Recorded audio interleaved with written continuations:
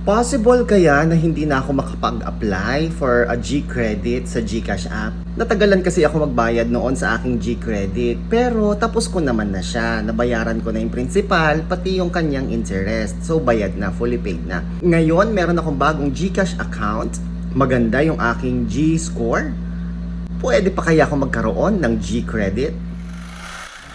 Yan ang katanungan na natanggap natin mula sa ating viewer o subscriber. Meron akong outstanding balance sa aking G-credit. Makalipas ang ilang taon, bumalik ako sa GCash at nagkaroon ng GCash account. Hindi na po ako umasa na magkaroon pa muli ng G-credit. Pero sa patuloy po na paggamit ko ng GCash, nag-G-save din po ako sa CIMB. Gumanda rin ang G-score ko tulad po ninyo. Mula po nung 2021 to 2022, nagkaroon po ako ng eligibility sa aking G-credit. Ngayon po, ang aking G-credit limit ay umabot na po sa 20,000 pesos. Ang laki, di ba mga kaibigan? Sa aking palagay, ito po ay dahil na-maintain ko po ang mataas na rating sa CIMB dahil sa aking G-Save sa CIMB.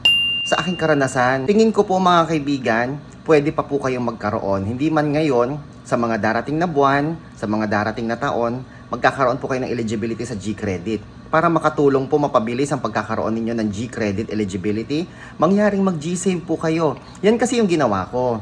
So, hindi ko alam kung applicable din po yan sa inyo, pero yan po yung ginawa ko. Nagkaroon ako ng G-Save sa CIMB at minentain ko po ito ng matagal. At ayun, nagkaroon po ako ng eligibility. Hindi ako nagkaroon ng delay sa pagbabayad sa aking G-Credit. Kaya mga kaibigan, yan po ang aking karanasan sa G-Credit. Kaya hindi ka nag-iisa. So, possible na magkaroon ka ulit. Hindi lang ngayon, pero sa mga darating na buwan. Try mo mag-open ng G-Save account sa CIMB.